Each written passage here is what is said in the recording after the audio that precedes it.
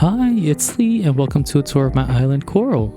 So despite its name, it's not a reference to the game Coral Island, but it's actually an island that is very dear to my heart because it's based on the Philippines. So I made this island last year before my family's planned vacation there just to hype myself up for the trip. Also, conveniently, as I was making this island, a Filipino visual novel game called Until Then was also released and I had streams of that running in the background. It was like it was meant to be.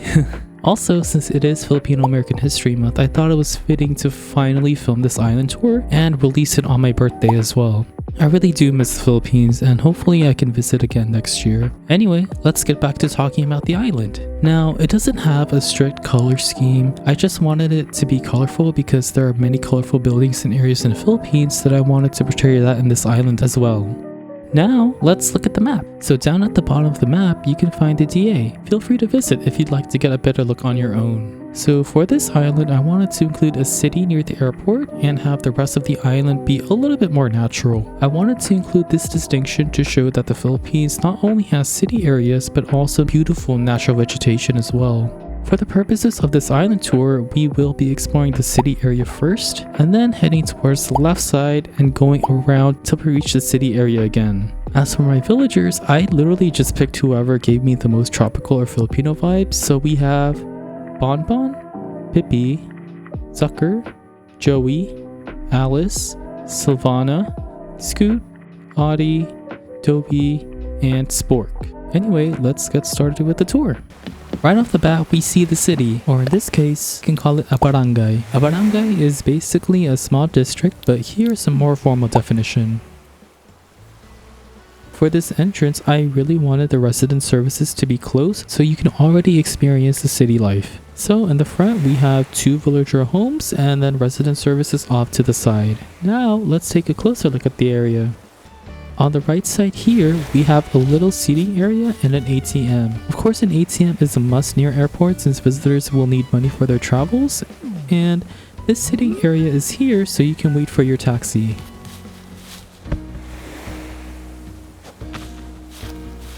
Then we have Scoot's house in the front and Joey's house in the back.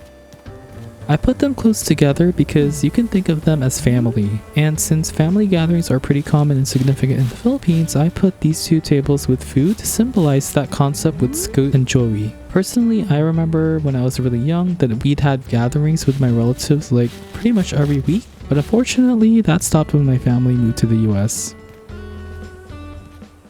And here we have resident services. Going this way actually leads us to the back of the barangay, but we'll see that later.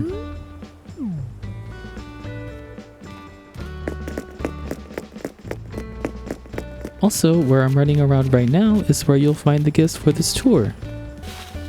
So going down here past these fillers and this fake house, you can actually get a good view of the next major build of this island, which is the church. Now, religion is a pretty huge aspect of Filipino culture.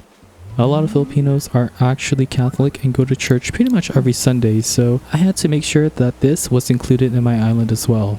Admittedly, I didn't come up with the church structure on my own and followed someone else's guide on YouTube. I'll make sure to link their video down below if anyone's interested. Anyway, let's head down there to get a closer look. So right here, we just have a little seating area by the street, and right next to the church is a little flower vendor. I don't know, it just felt right to include a flower vendor by the church.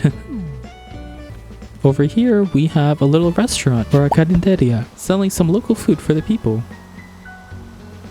Now I know the food displayed isn't really Filipino food, but we can honestly just pretend that it is. And then, walking down here, we have Pippy's house. Now, Pippy is just out here doing some laundry. In the Philippines, it's pretty common to see clothes being hung to dry instead of using a dryer, so I made sure to include that detail here as well with the clotheslines. Across the street, we have a pretty nice coffee shop selling some delicious pastries. It's honestly so fancy that there's even rooftop seating. As you can see, there is a fan there as well. Many places will have fans running if they don't have air conditioning since the climate is usually warm and humid. Okay, let's head over back to the street. Now, as you've already seen, I've put a lot of these fake buildings around to give off more of that city vibe. I also made sure to put buildings close together because that's something that you'll see a lot in the Philippines as well.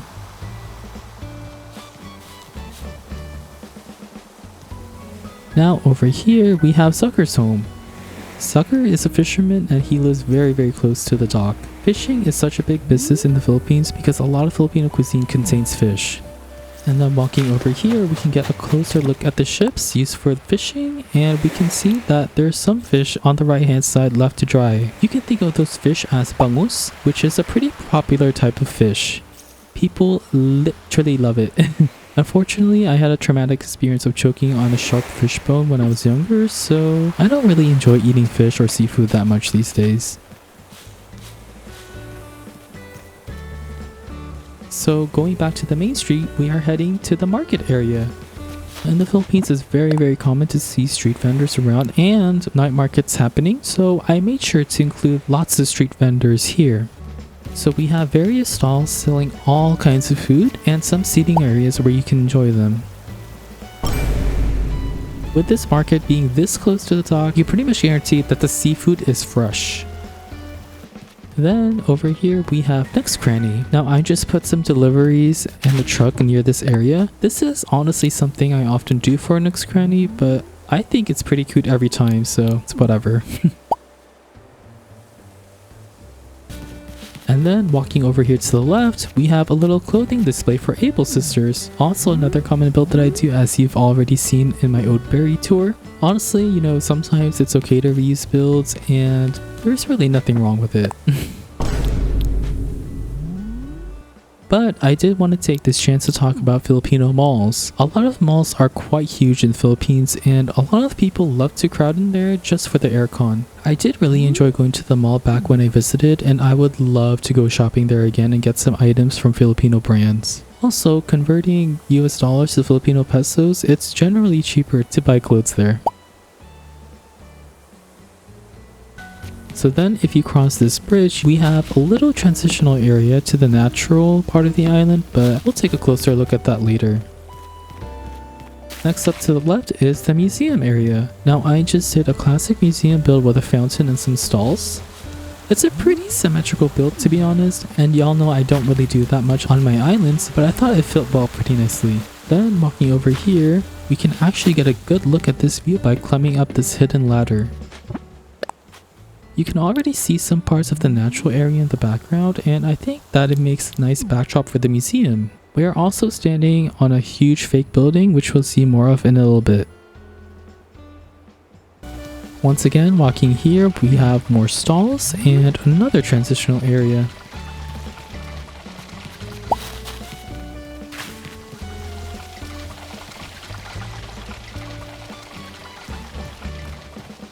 So this small build here is actually kind of special since it's a sari-sari store. Now sari-sari stores in the Philippines are small convenience stores where you can get some snacks and small essential items.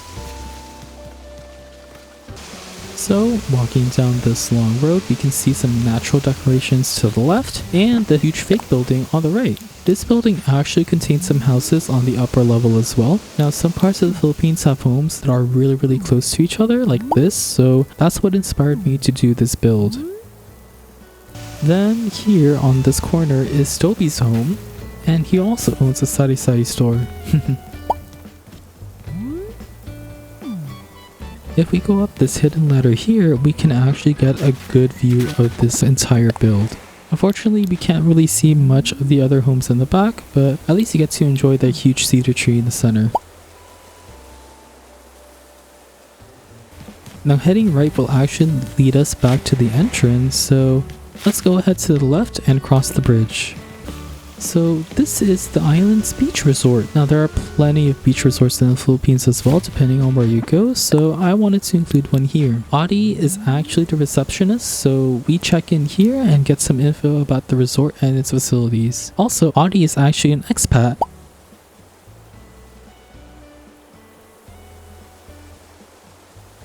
Going deeper into the resort, we can actually see a lot of cabins for the guests to stay in.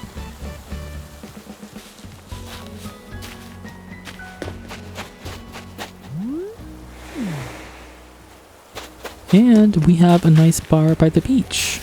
Speaking of the beach, I actually didn't leave them completely bare this time. I actually put some effort and planted some coconut trees since there are plenty of those in the Philippines.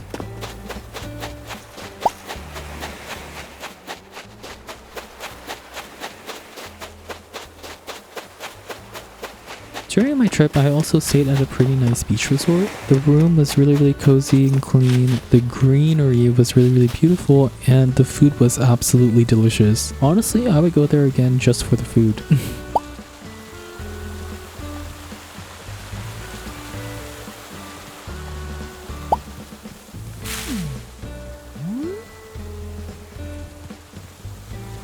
So over here, we have the resident rep zone, which doubles as the main facility of the resort. We have some yoga mats by the door and a huge swimming pool for our guests who don't want to go to the beach.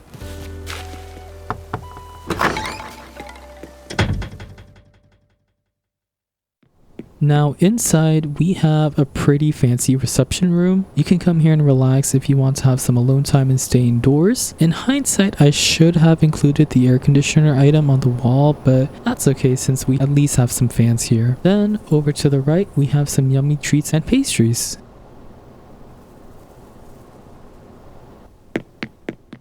Downstairs, we have a typical storage build from me. I made sure to include some washing machines over there to the left so that guests will have clean sheets and towels to use. There's nothing too special in this room, but you can think of the resort storing a lot of important things for the guests down here.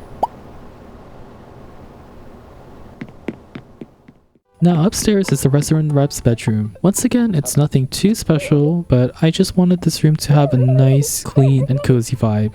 And even though we have a fan right above our bed, I actually do think that I would need an AC if I actually lived in the Philippines. And of course, we needed to include the Animal Crossing Switch because it's so cute, and honestly, I regret not getting one.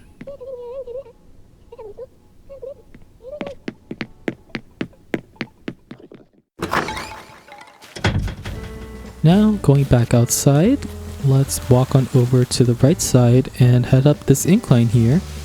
And we can see a lot more of the natural decorations coming through. This bridge to the right actually leads us to the campsite, but before we head over there, let's actually go to the left and head to the spa. Now Alice owns the spa for the guests of the resort, and it's a nice area to relax and unwind as well. Coming back to where we started, let's actually head up this incline for now. As you can see, we are heading up a little hiking trail and we see more of the natural decorations. Over here to the left, we have a little area where you can rest or prepare for the hike, or just simply have a picnic.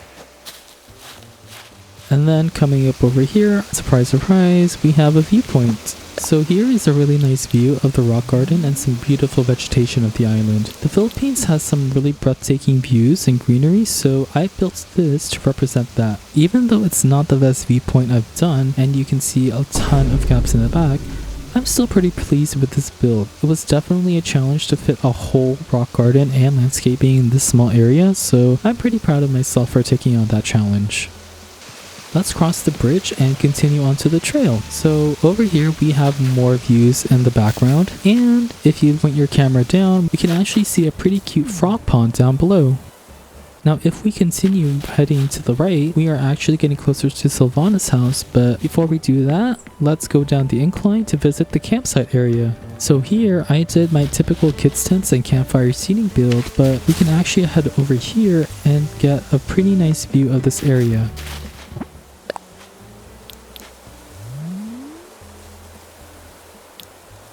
I knew for the builds I wanted to include a big grill by the campfire so campers can grill their own meat and maybe make some barbecue. If we walk over here and go down this incline, this actually leads us back to the museum area, so let's go back to where Sylvanna's house is.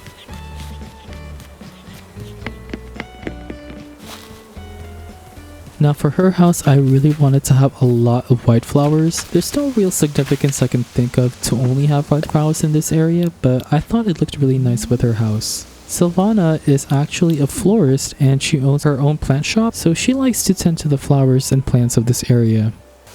There's also a small hidden fishing spot for her over here. Then heading down the incline, we got to see her shop in action.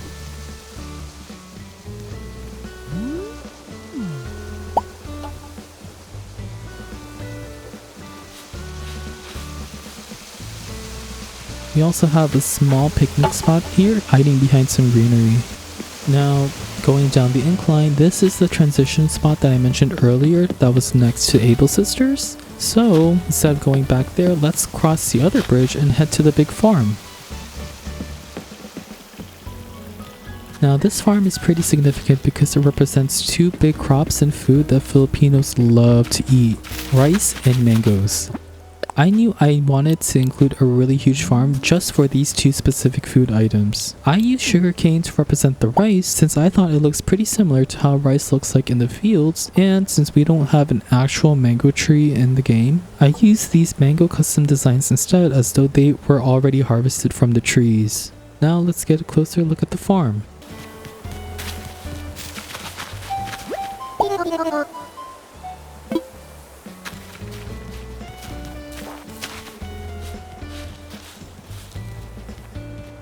So to the left, we have Spork's house. Now he just has a little storage shed where he keeps all his farming tools.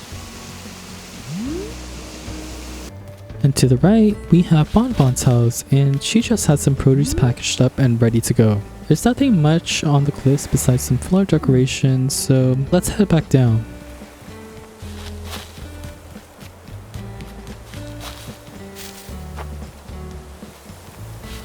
Walking past these filler decorations actually leads us back to the marketplace, so with that, the tour is officially over. I'm really happy with how this island turned out. Also, this is a little secret, but I actually teared up when I first revisited this island right before recording because it literally means so much to me. I am very proud to be Filipino, and although I've lived in the US for most of my life, I still haven't forgotten my roots. If traveling costs didn't exist, I would probably be visiting the Philippines more often for sure. I hope this island inspired you to create an island based on your hometown or where you're currently living. It really does take decorating to a whole new level since every major build you make has meaning. Also, if you're not Filipino, I hope that you were able to learn more about Filipino culture through this tour, and I hope that it makes you want to visit the Philippines in the future. Now, in terms of Animal Crossing content, I'll be putting out videos for a new fall island, Ravenwood, pretty soon. If that's something that interests you, consider subscribing and following me on Twitch. I've been streaming a lot of my Ravenwood progress there, so stop by if you're curious on where we are right now or just want to chill. Anyway, thanks for watching, and I'll see you on the next one.